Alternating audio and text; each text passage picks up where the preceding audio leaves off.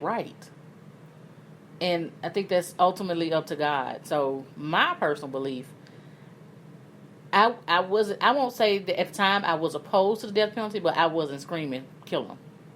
If that Right. makes sense. It does. It makes a lot of sense. If they had given him the death penalty, then so be it. That would have been his sentence. But because the powers that be said that, I don't. But I was okay. I was okay. I wasn't mad that he didn't get it, but I was very okay with him having to serve the rest of his life in prison. And I've even had someone to tell me that me being happy with that doesn't necessarily mean I forgave him. And I was like, huh? And I'm still like, huh? Because I feel like, again, forgiveness doesn't negate what you did. I agree. It just means I'm releasing myself from that burden. Right. But you still have to suffer your consequences. Absolutely. So if that consequence is life in jail, if that consequence is we're no longer friends, if that consequence is I'll never be your girlfriend again, whatever the consequence is of you doing what you did to make me to even have to forgive you, then you need to suffer that consequence.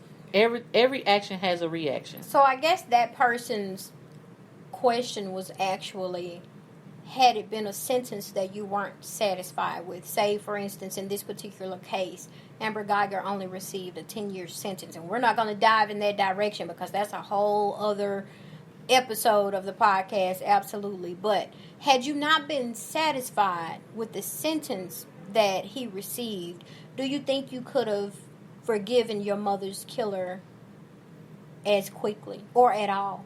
Yeah. I still think I would have been able to because the sentence has nothing to do with the forgiveness. It has nothing to do with that. Absolutely.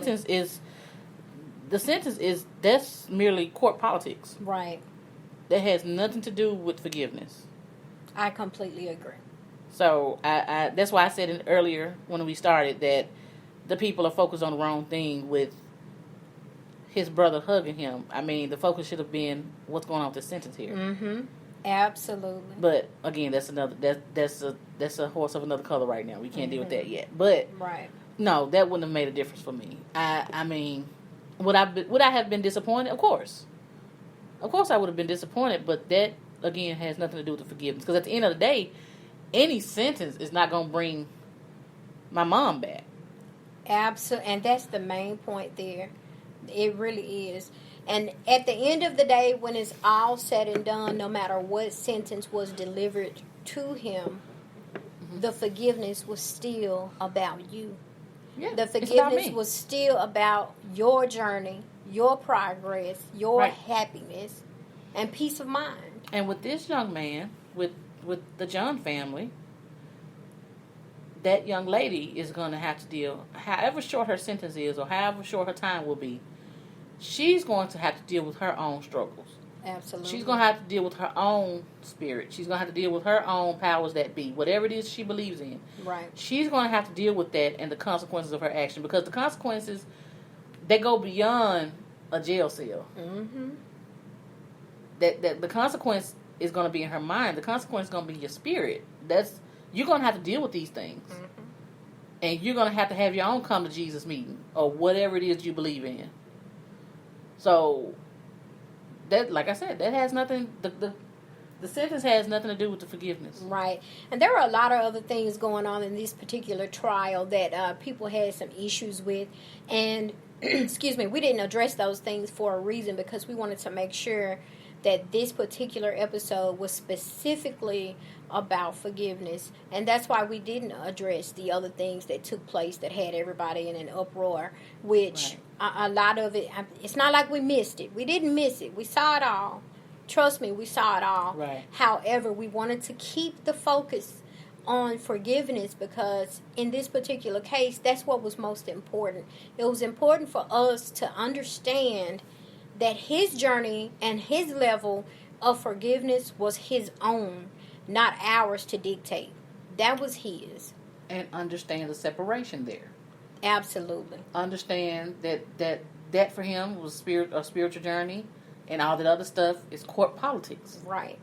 which There's he separation. detached. He didn't want anything to do with because Right. he needed that forgiveness. He needed that to make his brother proud because that's the person his brother was. And right, and to be able to live his life and carry on his brother's legacy, you can't. Right.